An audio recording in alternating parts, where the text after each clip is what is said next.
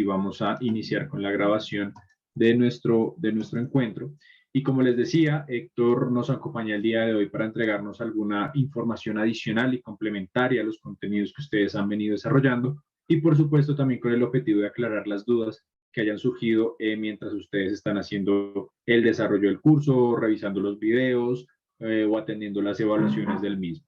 Entonces, sin más, Héctor, nuevamente muchísimas gracias por acompañarnos en este espacio, por entregarnos esta información y por poderla compartir con las personas que atienden justamente al desarrollo del curso. Así que te cedo la palabra, Héctor. Gracias. Buenas tardes, Diego, y buenas tardes a todos los que nos acompañan desde diferentes latitudes y obviamente con el interés de poder facilitar un espacio sincrónico para el diálogo, el intercambio de ideas y de experiencias. Y con base en ello, la propuesta es que podamos hacer como un pequeño resumen de algunos elementos que a nuestro juicio es importante poder retomar o poder recalcar.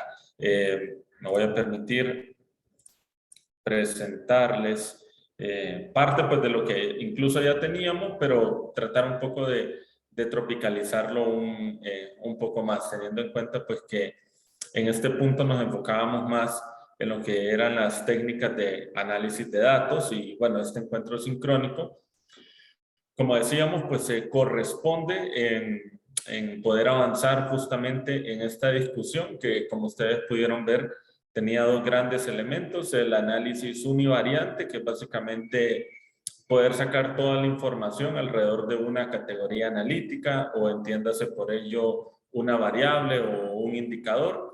Y por el otro lado, lo que hablábamos del análisis multivariante, que en este caso realmente lo colocamos más como un análisis bivariante, en el sentido de poder analizar el comportamiento de una variable respecto a otra.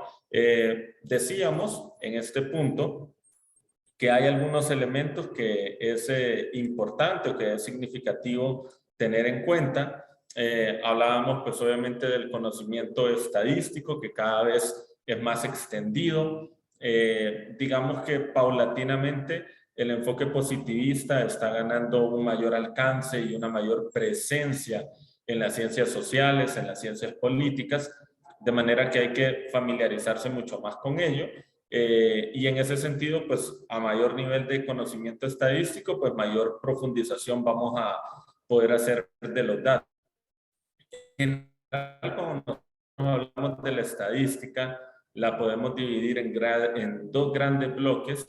Uno, la estadística descriptiva, que es básicamente lo que estuvimos haciendo en este tercer módulo, y lo otro, la estadística inferencial, que es cuando nos aproximamos, pues obviamente con mucha mayor profundización desde el análisis multivariante.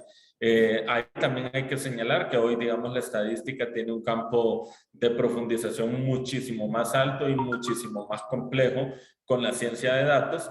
Y hay que señalarlo también, pues obviamente en la medida en que nos vamos familiarizando con esto, podemos ampliar obviamente la profundización o el alcance de los análisis que queremos hacer. Otro punto que me parece importante reiterar es el tema de la organización de la información. En general, digamos que el análisis estadístico no implica por sí un pensamiento esquemático, pero sí hay que tener un buen orden con la información. Lo digo porque no implica que la estadística riña con la innovación o con una mirada disruptiva de un acontecimiento, pero obviamente al momento de procesar la información sí requerimos una mayor robustez y una mayor disciplina en la organización de la información. Y otro elemento importante u otra aptitud importante a desarrollar es el enfoque orientado a la solución de problemas, ¿no? De hecho, digamos que la palabra S de problemas me parece que es importante relevarla acá, porque muchas veces en el tránsito de la mayoría de nosotros por la universidad nos enseñan que un trabajo de grado se enfoca en un problema de investigación. Incluso culturalmente los padres y las madres muchas veces nos invitan a alejarnos de los problemas Entonces, digamos que la estadística va en contrasentido de ello, ¿no? Hay que acercarse al problema y en gran medida lo que reconocemos es que hoy la sociedad es mucho más sistémica y una mirada lineal tratando de identificar un único problema para explicar un fenómeno, pues resulta insuficiente, ¿no? Nos parece que estos son elementos que de alguna manera debemos tener muy en claro en esta parte. También en su momento, y ustedes lo vieron en la presentación, pues hablábamos también de algunas recomendaciones o algunos puntos que es importante tener en clave. Uno de ellos es no descartar datos. En general, pues toda la información que nosotros podamos conseguir se debe considerar oportuna, pero el no descarte de la información no debe significar o no debe ser sinónimo de una saturación o de una estadística sobreinformada, llenándonos de variables proxies que muchas veces nos pueden generar muchas tablas, muchos datos, pero sin un mayor aporte o sustento al momento de hacer el análisis. En conclusión, digamos que uno puede ver muchas veces este comportamiento cuando tenemos muchos datos que nos permiten generar muchos gráficos y muchas tablas, pero no necesariamente logramos analizar o interpretar toda esta información que tenemos a mano, y en ese sentido pues también es importante tener eso en cuenta. También es muy importante poder plantear objetivos claros. En la medida en que nosotros podamos identificar o plantear objetivos, pues también vamos a poder identificar cuáles son las hipótesis de investigación, y a partir de las hipótesis de investigación podemos estructurar obviamente los indicadores y las variables que necesitamos, y a partir de ello pues obviamente poder construir la data. Otra recomendación importante que lo mencionábamos es poder unificar la información. En general, digamos que hoy la información proviene de varias fuentes, por eso es muy importante lo que mencionábamos en el encuentro sincrónico pasado, hacer uso de esa variable clave o clave primaria, que es importante que todas las bases de datos compartan para que se puedan comunicar entre ellos. Si una base de datos sobre pobreza la estructuramos alrededor de la variable país, pues para que esta variable se pueda conectar con otra, va a ser muy importante si queremos calcular, por ejemplo, el coeficiente de Gini, que también el país pueda aparecer como una variable que permita conectar estas bases de datos. Insisto un poco en el ejemplo. Si la variable pobreza en una base de datos está expresada a nivel de países y otra base de datos está expresada a nivel de ciudades capitales, aunque sabemos que hay una conexión, si no queda muy claramente retratada, las bases de datos no se pueden conectar y por lo tanto no podemos unificar información. Y otro punto que es muy significativo es tener un balance entre nuestro mapa de necesidades y nuestro mapa de capacidades. El mapa de necesidades, por lo general, nos lo va a dar la demanda de trabajo. Un poco a qué nos exponemos, qué es lo que nos están pidiendo, qué es lo que nos interesa indagar. En otras palabras, qué información necesitamos. Y eso lo tenemos que contrastar con el mapa de capacidades, que si ustedes lo ven, las necesidades vienen a ser la demanda de información y las capacidades viene a ser la oferta de competencias. Y obviamente lo ideal es que esto se pueda encontrar. Si mis necesidades de información son muy complejas y mis capacidades para poder interpretar, manipular, administrar los datos es, digamos, modesta o limitada, pues obviamente voy a plantearme unos objetivos y unas expectativas de información que no voy a poder satisfacer. Por el otro lado, pues digamos que ahí el problema sería más un problema de un techo, ¿no? En el sentido de que quiero llegar a un punto que no puedo alcanzar. Por el otro lado, cuando las capacidades superan a las necesidades, pues el problema es de un piso, y en todo caso, pues un problema como tal no hay.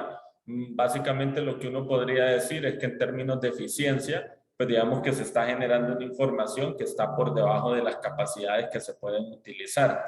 Esto es importante tenerlo en claro para poder, desde un sentido prospectivo, poder tener un alcance o un mapa de trayectorias de hasta dónde podemos analizar la información.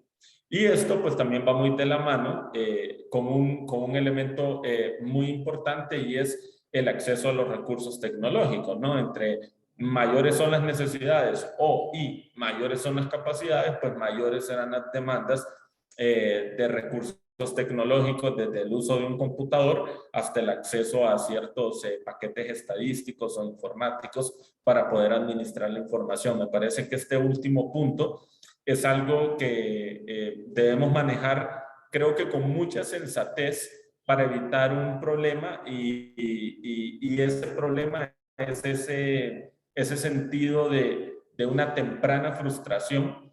Muchas veces cuando uno quiere analizar una información y se encuentra con que hay ciertas limitantes, pues obviamente lo que nos dice Amartya Sen, el problema del desarrollo es un problema de capacidades, y las capacidades es algo que se va dotando paulatinamente con capital humano, y digamos eso es por ejemplo la naturaleza de este curso, ¿no? Entonces esto también hay que ponerlo un poco en términos del mapa operacional del manejo de datos. Por ejemplo, hay personas que quieren construir data. Eso implica, digamos, una habilidad técnica descargando y procesando bases de datos. Otros probablemente querrán desempeñar más una función de ingeniería de datos y, no sé, hacer programación de bases de datos relacionales en SQL, o, por ejemplo, programación mucho más compleja como la que ustedes pueden encontrar hoy en Python, en R. Y probablemente, pues si no es mi naturaleza, habituarme con ese tipo de prácticas profesionales, pues me puede resultar un tanto frustrante. Pero también, digamos, en términos de la arquitectura del dato, también están los tomadores de decisión, y creo que eso es, por ejemplo, un poco el propósito de este curso. Muchas veces no se trata de construir la información, sino de entender cómo funciona el dato, cómo se analiza el dato, y a partir de eso, pues obviamente poder tomar decisiones. Entonces creo que también cada uno de ustedes tiene que identificar en este mapa de operaciones, en esta ruta de la arquitectura del dato, dónde se ubican, y a partir de eso, pues obviamente fortalecer capacidades. Me anticipo un poco bajo la presunción de poder entender un poco las expectativas del grupo, que digamos la visualización de datos va a ser sin lugar a dudas un elemento muy significativo para ustedes, más que la construcción de bases de datos relacionales, que digamos son todas las partes pues, de todas esas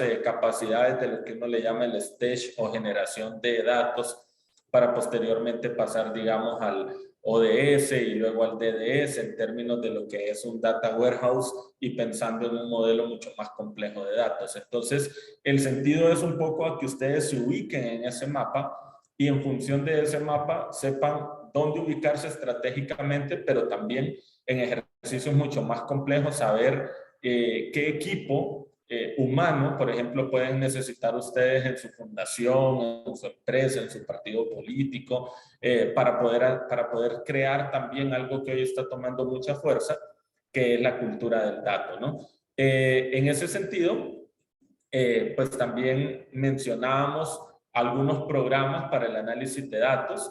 Estos que ven ustedes acá, pues nosotros, digamos, nos fuimos en un elemento muy común que es Excel, pero también hay otros mucho más complejos, y de hecho aquí nos faltan muchos, ¿no?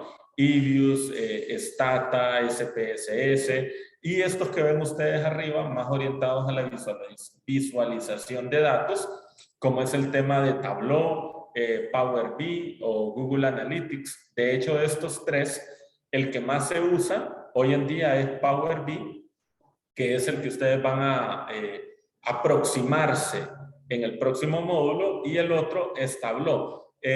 Aquí hay algunas diferencias que vale la pena plantearlas ahorita. De hecho, en el otro módulo la idea no es enfocarnos tanto en estas características o en esta lógica descriptiva, sino más en el uso de la herramienta. Pero digamos que hoy en día las dos grandes herramientas de visualización de datos son estas dos: Power BI, Tableau, Google Analytics, que no, insisto, quedaría como en un tercer peldaño. Digamos que una membresía de Power BI está costando en este momento $10 mensuales. Una membresía de Tableau cuesta $70, es obviamente mucho más caro.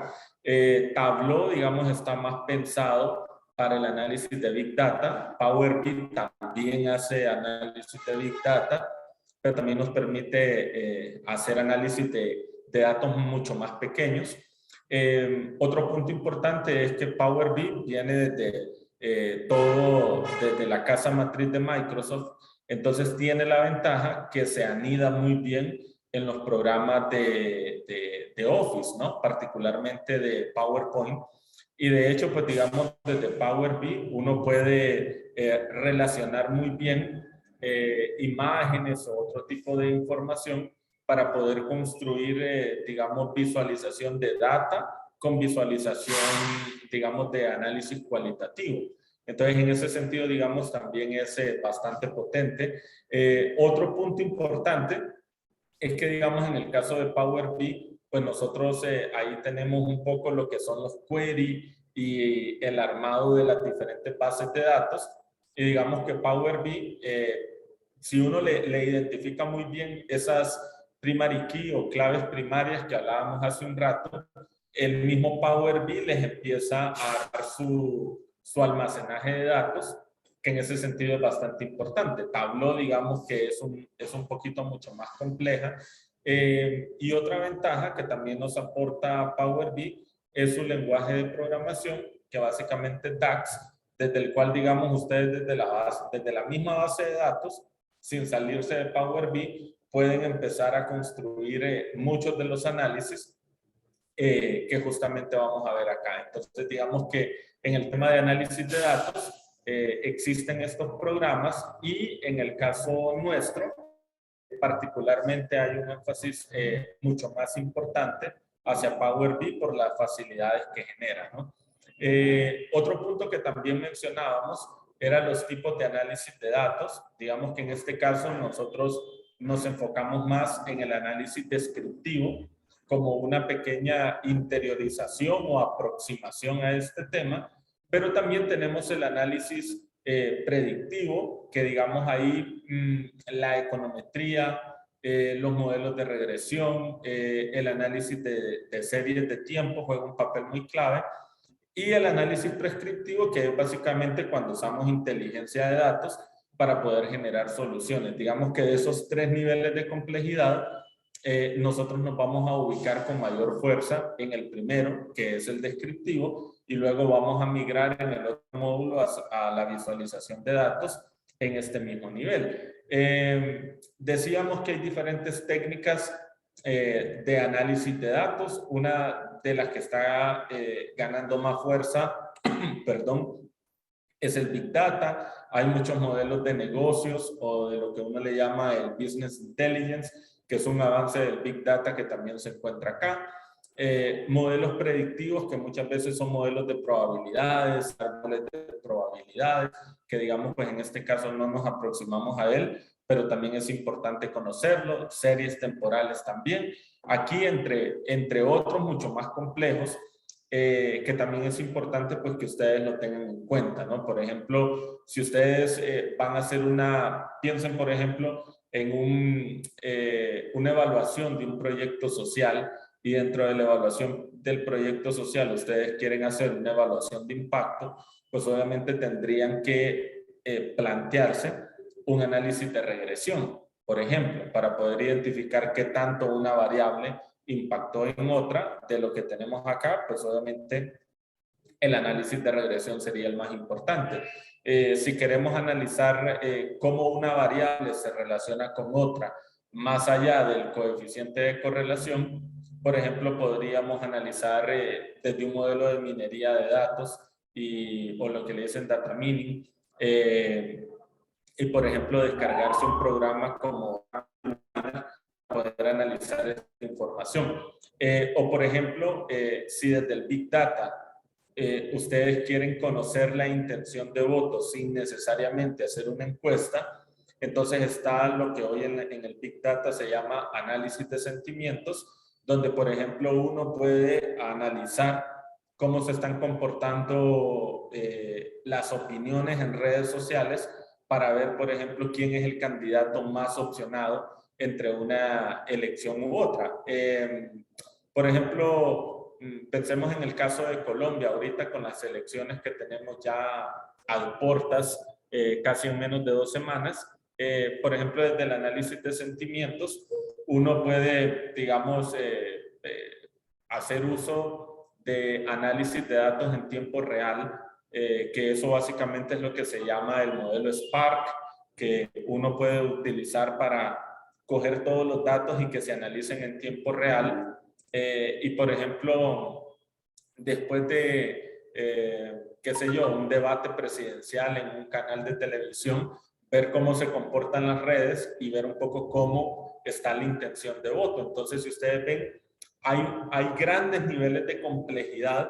No implica que nosotros tenemos que involucrarnos en todas ellas, pero si conocemos la arquitectura, vamos a tener capacidad de poder administrar este tipo de iniciativas. Entonces, todo esto que estamos viendo en el tema de datos va muy en línea con lo que hoy se llama la cuarta revolución industrial y la ciencia del dato. Y pues obviamente, como ustedes pueden ver, hay una gama de información muchísimo más amplia y obviamente a mayor nivel de complejidad, pues obviamente hay que dedicarle un mayor tiempo para poder apropiarse de esas competencias, ¿no? Pero digamos, lo importante es como tener eso en cuenta. Y en ese sentido, entonces, en este módulo nos aproximábamos inicialmente a esos elementos básicos como las medidas de tendencia central, diferenciando un poco qué es una moda de una media o una mediana, o por ejemplo reconocer que cuando nos hablen de un promedio nos están hablando de una media y que cuando nos toque calcular el promedio en un programa pues sepamos que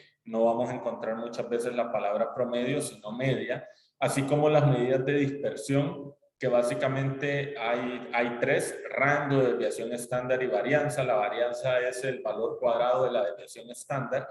Y muchas veces cuando nosotros queremos analizar datos que se comportan de manera diferente, recurrimos, por ejemplo, al análisis de varianza, que eso es lo que uno tradicionalmente llama normalización de datos, ¿no? Pongo un ejemplo, digamos, la pobreza se expresa en porcentajes, la población se expresa en números reales porque las personas no son 1,5 ni 1,3, pero por el otro lado podemos tener tasas de natalidad que tampoco es un porcentaje porque nos dice cuántas personas de cada 1,000, 100,000 forman parte de ese rango. Entonces, cuando los datos tienen diferentes niveles de medida, muchas veces la pregunta es, bueno, si esto varía, ¿en cuánto varía lo otro? Pero las unidades de medida son distintas.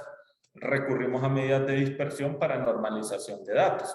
Entonces, digamos que en el caso nuestro, es importante entender eso, pero digamos la desviación estándar y el rango le permite a uno, por ejemplo, analizar la pobreza promedio de un país con la pobreza promedio del otro. En un país donde la pobreza promedio es igual a la del otro país, pero en este caso la desviación estándar es baja, quiere decir que hay un porcentaje de pobreza que es muy similar entre toda la población porque del más pobre al menos pobre el rango es menor.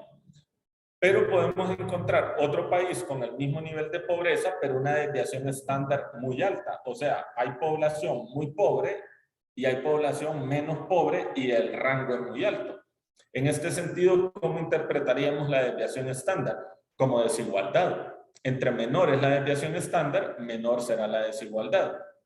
Entre mayor sea la desviación estándar, mayor será la desigualdad. Entonces, aquí es donde, digamos, un buen manejo conceptual, con un buen manejo de estos elementos estadísticos, pues nos permiten también poder hacer un mejor análisis al momento de pues, identificar la situación social o política del país.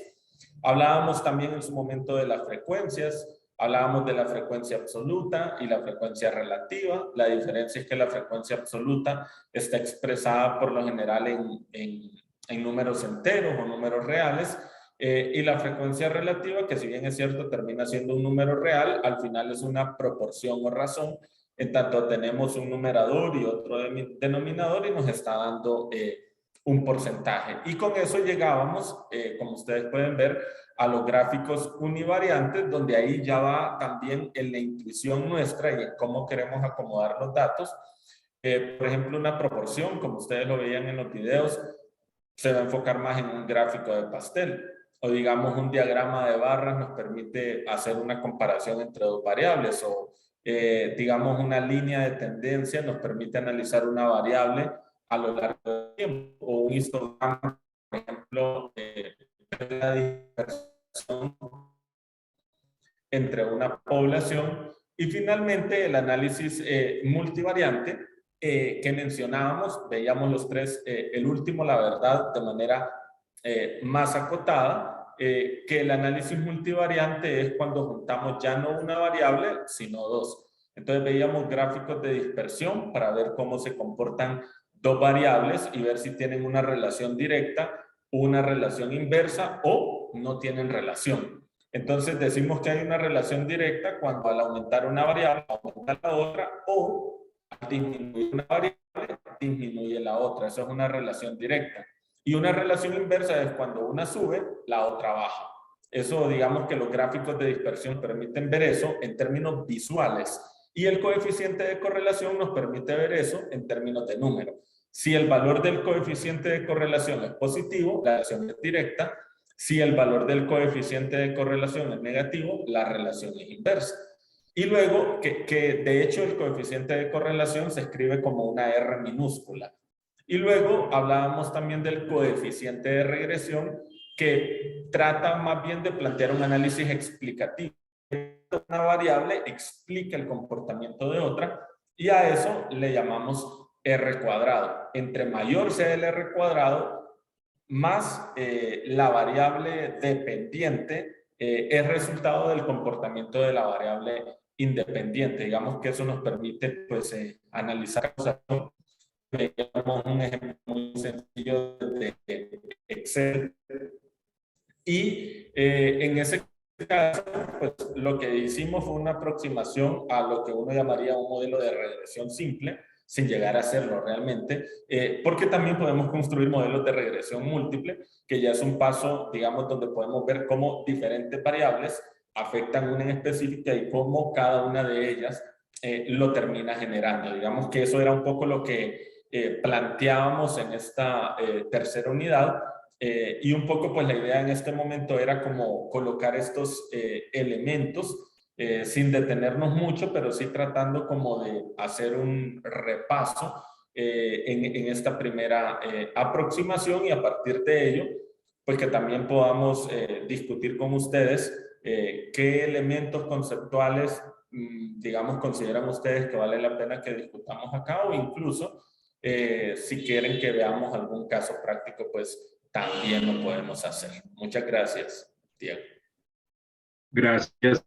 Y justamente esta revisión y esta, digamos, como lo mencionabas, este repaso general de los temas principales que se vieron en este módulo, y que por supuesto son sumas para hacer o utilizar estas técnicas de la mejor manera, de la mejor forma, y poder ya luego concentrarse en el tema que nos mencionabas también y nos adelantabas un poco del módulo 4 de visualización de datos, y cómo esto se puede traducir, digamos, en algún tipo de análisis que pueda derivar a partir de la recolección previa y las técnicas mismas del análisis como tal de esta data que ya se ha obtenido en algunos momentos.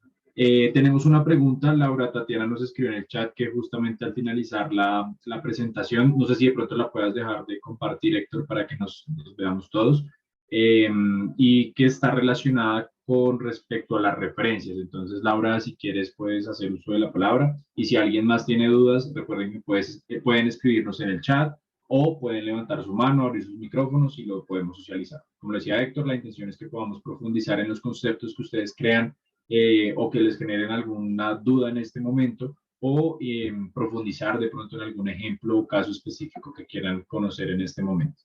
Así que, Laura, te escuchamos. Y bueno, hola a todos, gracias por la presentación.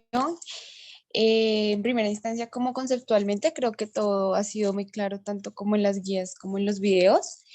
Pero digamos como que ya haciendo el curso, como te decía, tenía como una pregunta es frente no no a los conceptos, sino como a las referencias. ¿A qué me refiero? Por ejemplo, si yo estoy haciendo un artículo académico, digamos, hay unos datos que, digamos, uno crea, ¿sí? O sea, en base a unos datos que encuentra como en estas bases de datos, por ejemplo, del Banco Mundial o del CEPAL, por ejemplo, y hay unos datos que uno, digamos, que crea en base a esos datos. Entonces, como que si yo estoy haciendo un trabajo, no sé bien cómo referenciaría esos datos, ¿sí? O sea, como qué fuente le pondría dado que, o sea, yo los estoy creando, pero indirectamente en base a otra información. Entonces, no sé ahí, no sé. Hola Laura, muchas gracias por su inquietud, que digamos es muy habitual, porque digamos lo que usted está haciendo es, en este caso digamos es un estudio de gabinete, porque no está construyendo los datos en campo, sino que está recurriendo a unas bases de datos ya existentes para que usted pueda crear sus datos propios.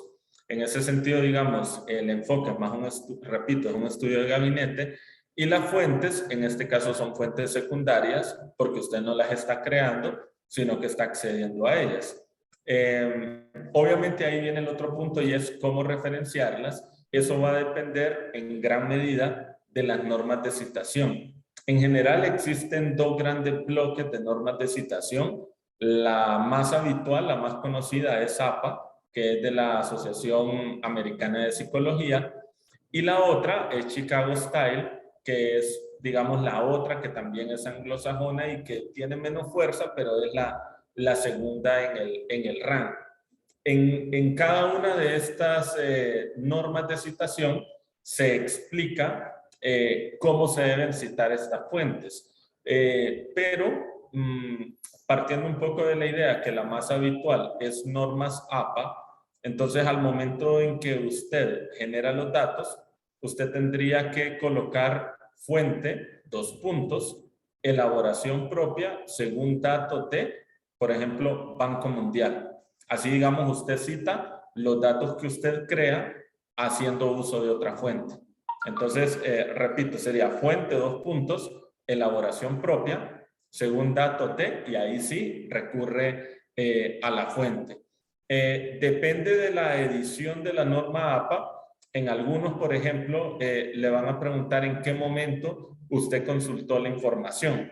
Pero en este caso, esa información usted la colocaría en las referencias bibliográficas. Entonces, en las referencias bibliográficas usted tendría que colocar la fuente y en norma APA tendría que poner recuperado, dos puntos, y ahí coloca la hora y la fecha en que recuperó la información. Pero en la tabla usted no tiene que colocar recuperado, solamente pone como fuente ese texto. ¿Por qué es importante el tema recuperado? Y le voy a poner un hecho que pasó ahorita en Colombia. En Colombia hace poco hubo elecciones legislativas y la registraduría sacó los primeros datos preliminares y en esos datos preliminares se generó una composición en la Cámara de Representantes, que posteriormente, al hacerse una revisión más exhaustiva, la composición de la Cámara cambió. Unos partidos políticos perdieron representantes a la Cámara y otros ganaron. Entonces, cuando usted coloca el dato, pues obviamente usted está haciendo referencia a el momento en que obtuvo la información. Eso evita, por ejemplo, que una persona lea el documento y le diga, venga, Laura, los datos están errados porque ahora estos datos se comportan de esta manera. En lo estadístico, digamos usted de esa manera, se respalda en el sentido que está evidenciando en qué momento temporal es que se hizo el descargue y acceso a la base de datos que, por ejemplo, en el electoral cambia y se actualiza. Sí, Laura.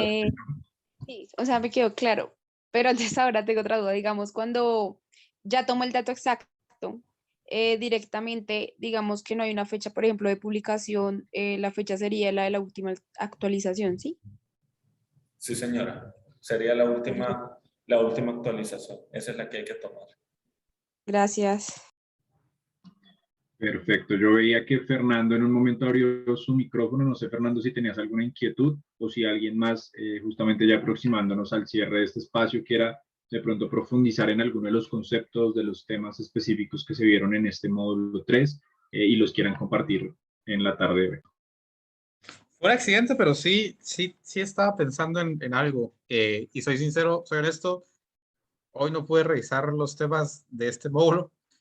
A lo mejor lo mencionaron, pero si no, eh, para data mining, digamos, para obtener los datos, normalmente se utilizan algunos programas como Python o R, pero hay alguna forma más sencilla de extraerlos. Entiendo, digamos, que ahora Excel, una de las últimas versiones, trae algunos componentes para extraer algunas tablas de algunas páginas web o de documentos, pero hay alguna forma sencilla para extraer los datos, porque a veces es difícil copiar las tablas o copiar o sacar los números de los datos de distintos archivos que están en la web. ¿Hay alguna forma más sencilla o digamos si tenemos que recurrir a estos programas, a estos softwares? Gracias, Fernando, por su inquietud. Ante todo, buenas tardes. Todo depende de la complejidad con la que usted quiera analizar la información. Digamos que Power BI, por ejemplo, le permite a usted extraer los datos directamente de la página web e incluso extraer los datos directamente de archivos PDF, siempre y cuando el PDF no sea una fotografía. Entonces, digamos, ahí tenemos un avance impresionante en términos de los datos. Otro punto también, Fernando, más es una práctica del manejo del dato. Hay algo muy importante y es que cuando, me adelanto un poco al siguiente módulo, cuando usted visualiza el dato, esa visualización de datos necesita una base de datos, que en muchos casos es un Excel. Entonces, cuando usted organice su carpeta, es muy importante que usted sepa dónde va a colocar su archivo en Excel y dónde va a colocar su archivo, en este caso de Power BI. Lo ideal es que los dos vayan de la mano. Donde usted guarde el Power BI, guarde el Excel y pues es más un tema ahí como para no tener tanto lío, no cambiarle el título ni cambiarle la ruta. Por ejemplo, cuando uno pone, qué sé yo, Dropbox, documentos, módulo, capacitación. ¿Por qué? Porque si usted hace una muy buena base de datos, usted lo único que tiene que hacer ahora es seguir alimentando la base de datos y en el dashboard de Power BI usted le da a actualizar y la información, digamos, si la tenía hasta febrero y ahora construyó datos hasta mayo, la base de datos, perdón, el dashboard se le actualiza automáticamente. Entonces, digamos que todo va a depender un poco, Fernando, de cómo usted maneje la información. Para mí, digamos que mucha de la información uno no siempre la va a conseguir como quiere. Y eso muchas veces lo que se llama es la limpieza de datos, que es como cuando usted empieza a organizar la información. Por ejemplo, puede que en una página web los datos estén en porcentajes y, por ejemplo, le aparezca 3.2%, o que en una tabla alguien diga los datos de esta columna son en porcentajes y el crecimiento de la economía fue de 5.9, pero 5.9 es un número real que si yo lo paso a porcentaje sería 590%. Entonces, obviamente, me veo obligado a limpiar el dato. Entonces, todo va a depender, Fernando, de qué fuentes nosotros podamos acceder a ellas, pero por lo general, siempre hay que hacer limpieza de datos. Gracias, Héctor y Fernando. María Puerta, tienes la manito levantada por acá. Buenas tardes. Primero mis disculpas porque estoy manejando y no pongo la cámara por eso. Pero quería hacerles una pregunta porque mi interés en cursar tiene que ver con mi trabajo como investigadora. Yo trabajo en investigación cualitativa. pero muchas veces, y sobre todo que yo trabajo en Estados Unidos y aquí, pues desde el punto de vista académico, aquí la ciencia política es más de data dura, de números, es muy cuantitativa. Entonces siempre nos piden, no solamente vamos a decir, sino que nos piden muchos datos, y eso generalmente para mí es un problema porque yo no soy muy de las matemáticas, y entonces cuando voy a ver, lo importante no es solamente los datos, porque yo puedo conseguir, por ejemplo, yo trabajo con Varieties of Democracy, que es pues, uno de los índices más importantes para medir el rendimiento de la democracia, pero entonces cuando vamos a graficar, siempre tengo el problema de que las veces que he utilizado los gráficos que trae el proyecto, son unos gráficos que cuando he tenido varias publicaciones, que se ve pésimo el gráfico, se ve muy mal, porque lo que hago es prácticamente lo que hago es utilizar el original de ellos, el que da la página del proyecto, ¿no? Entonces, a veces inclusive lo que hago es que como se ve muy mal, le tomo una foto a ver si eso mejora, ¿no? Entonces, mi pregunta es, en el caso mío, que no soy la que genera los datos, sino que utilizo la base de datos, así como pueden usar la del Banco Mundial, yo uso la de Varieties of Democracy, ellos tienen las hojas Excel que uno las puede bajar, ellos le proporcionan a uno esos gráficos, pero yo veo que otros colegas utilizan los mismos datos y ellos lo grafican de una manera que les queda mucho mejor. Yo no sé si eso tiene que ver con la forma como ellos procesan esos datos, porque todos estamos usando la misma base de datos. Solo que en este caso, yo no estoy haciendo la gráfica la suministra la misma página web. ¿Cómo puedo yo mejorar eso? Mi enfoque es cualitativo totalmente, pero yo tengo que utilizar algunos elementos cuantitativos. ¿Qué me recomiendan? ¿Cómo lo puedo mejorar? Porque, por ejemplo, cuando yo trabajo indicadores de democracia, yo trabajo con, no sé, libertad de prensa, elecciones, ese tipo de cosas, y generalmente yo veo que hay colegas que utilizan unas formas de visualización que son sumamente poderosas. Entonces, ¿qué me recomiendan? ¿Qué podría hacer yo para mejorar eso? Y muchas gracias. Gracias, María Puerta. Todo va a depender, digamos, de qué programa se esté usando, digamos, en este caso desde la organización o la empresa, para generar la información. Hay algunos programas que son muy potentes estadísticamente, pero sus visualizaciones no son muy buenas o no son muy, por decirla de alguna manera. Por ejemplo, R le genera gráficos, pero los gráficos no se ven bonitos. Stata también le genera gráficos. Por ejemplo, SPSS, que básicamente para datos demográficos, digamos, sus visualizaciones no son tan potentes. En este caso, digamos, ¿cuál sería una recomendación un tanto sencilla?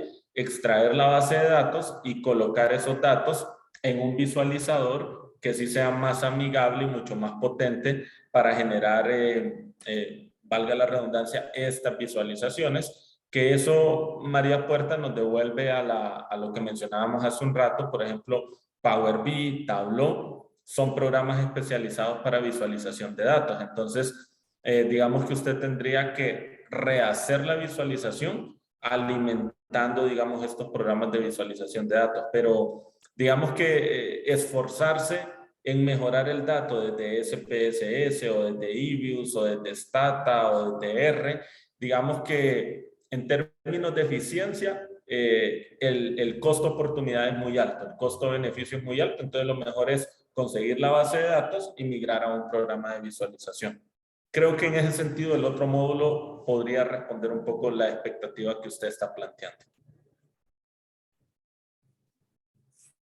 Sí, es justamente en el siguiente módulo, y Héctor ya lo adelantaba, van a hacer esa exploración sobre estas formas de visualización para convertir ya estos datos, una vez obtenidos, analizados, filtrados, limpiados y demás, poderlos visualizar e interpretar de una manera mucho más dinámica y que pueda entregar muchas más herramientas. No sé si alguien más quiera compartirnos alguna inquietud en la tarde de hoy. Decirles que en este momento, y también atendiendo algunos correos que nos han llegado por solicitud de ustedes, van a estar habilitadas las evaluaciones del módulo 2 y el módulo 3 hasta el día 22 de mayo, es decir, este fin de semana. Así que la intención es que puedan, por supuesto, completar estas actividades. Recordarles que la certificación del curso, por supuesto, depende del desarrollo no solo de los contenidos, de la asistencia a estos espacios, sino también de la aprobación de las evaluaciones que se han propuesto, evaluaciones que, como se han dado cuenta ustedes, son de todos los elementos que se han visto en el espacio, que se han desarrollado y se han discutido también acá. Así que la invitación para que puedan completar estas actividades del módulo 2 y del módulo 3 hasta el 22 de mayo. Dependiendo del país en el que se encuentren, va a cambiar un poco la hora en que cierra la plataforma. Ustedes allí van a encontrar los videos que explican justamente en qué horario va a finalizar estos espacios. Pero no sé, creo que no veo más manos levantadas, más comentarios en el chat. Así que me permitiría nuevamente, Héctor, agradecerte mucho por el espacio, por compartir este momento con las personas que están asistiendo al curso que estamos desarrollando en este momento. E invitarles a todos y a todas nuevamente que estén muy atentos de los contenidos. La próxima semana iniciamos el día lunes con los contenidos del módulo 4. El día miércoles tendremos nuestro último espacio sincrónico. Así que la invitación para que también nos puedan acompañar a la misma hora. Les estaremos haciendo llegar, por supuesto, el link de Zoom correspondiente, o en la plataforma lo podrán encontrar también disponible. Así que, no sé, Héctor, si quieres decirnos algo adicional antes de que nos vayamos. Pues muy gentilmente agradecerles el que acompañen esto y pues básicamente, Diego, creo que en este momento nosotros estamos en 3 zonas. Hay una zona de confort, que es esa zona donde habitualmente hacemos nuestro trabajo, donde nos sentimos cómodos, donde sentimos que las cosas nos fluyen muy bien porque es lo que hacemos cotidianamente.